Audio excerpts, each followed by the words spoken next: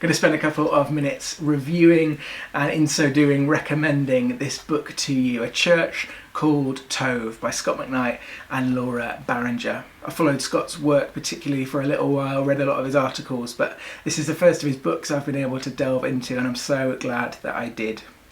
Even seeing the advertising and reading the subtitle particularly, I knew it was going to be a significant one.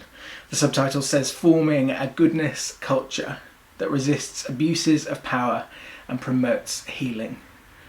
And particularly if you've been hurt by the church or seen those close to you be hurt by it, I think it'll be a significant book for you to read, as the authors reframe and draw us back really to the centrality in the gospel of goodness, God's grace, his mercy, and that being given to us and then outworked through us as his followers.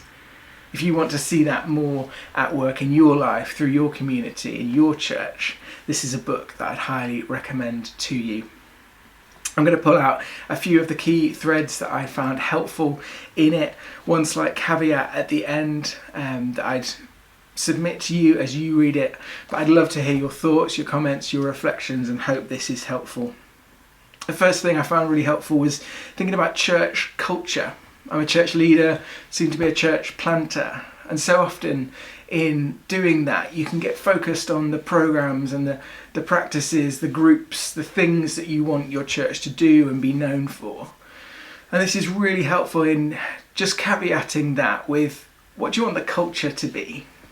It's been really helpful for me to think about the church that I'll plant and what do I want it to feel like when people walk in? When two people have a disagreement maybe, how do I want them to go about reconciling it? What do I want it to be like to be part of that community? The culture is so important, and in choosing a church, you're choosing a culture, as the authors say. And so often culture is the thing that forms and teaches us more than what is explicitly said. It's all those implicit things, those small interactions that have a massive impact on us. And if all of those are laced with God's Tove, his goodness, his forgiveness, his truth, then we're all going to be better for it.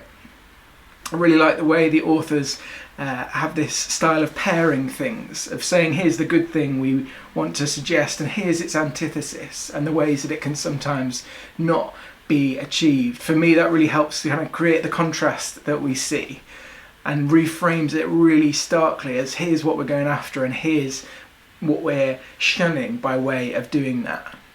If you've read John Tyson's work, inspired by Bonhoeffer and the whole "this must be stronger than that" kind of movement, beautiful resistance and those things, I think it's a style that you'll be familiar with. For example, in this book it talks about nurture service, resist celebrity culture, painting the antithesis there between service and celebrity, and saying if we want to go after this is one of those things over here that we've got to be aware of and respond to.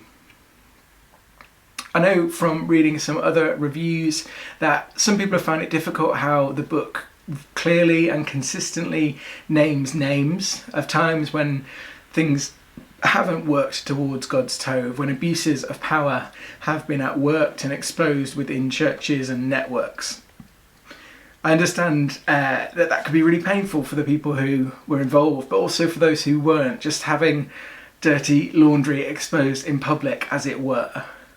But I actually didn't jar with that in reading this, because the whole point of the book is talking about transparency and honesty. It's about goodness cultures.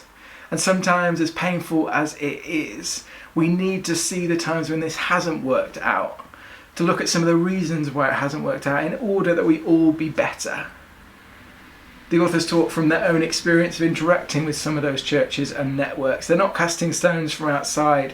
They were involved, and it's their experience of how they've held on to God and his goodness through it that I think is really helpful as I read it.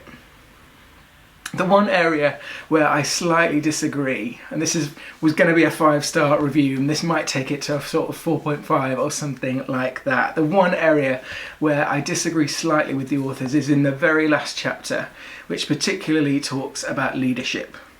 There's a quote here on page 201 which makes the point well. When churches become businesses, corporations or institutions, pastors cease to be pastors, churches cease to be churches, and the culture in the church becomes toxic, not tov. They go on to say that this kind of pastor as CEO movement, church leader as entrepreneur, as organisational leader, that whole dynamic has led to a toxic culture, which is obviously not in the direction of tov and goodness as they are urging us to. I would say that that line has just been drawn a little bit too hard, that yes, there are examples of pastors who've seen themselves as CEO who have taken their church in a toxic direction, but there are loads of unsaid examples where pastors have had a leadership element to their role, they've taken that seriously and it hasn't led in that direction. And I don't think it's right to say that it will become toxic just by virtue of that.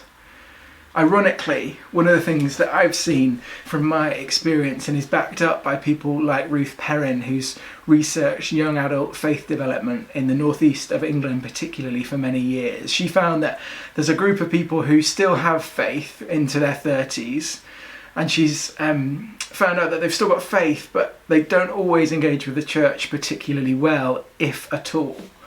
And in digging into some of their stories, often what's happened is that at some point earlier they've interned for a church or worked for a church for a little while, maybe got significantly involved in leadership, and it's actually that experience that has put them off. Maybe they've seen behind the curtain of the church and seen some stuff they don't like. Maybe they were mistreated. Expectations and reality were too far apart. There wasn't the support, whatever it might be.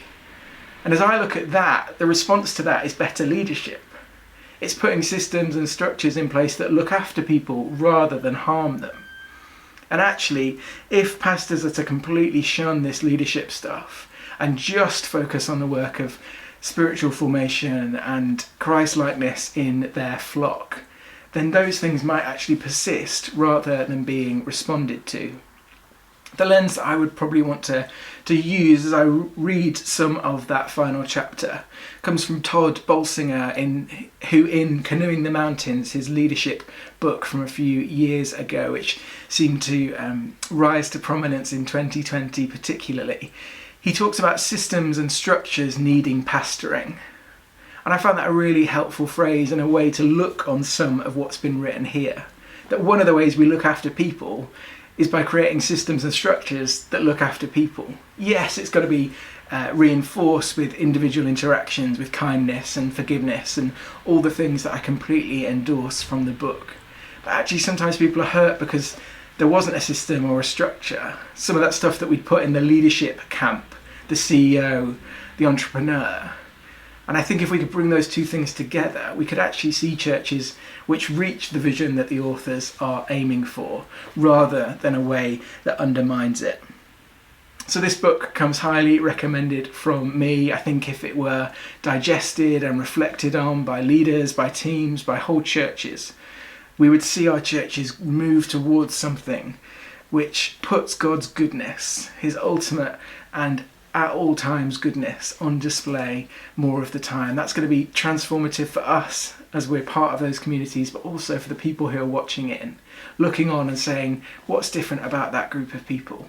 If God's goodness was more consistently on display in our interactions, in our communal life, I think it would be transformative for those looking in, and hopefully they'd want to make that journey for themselves.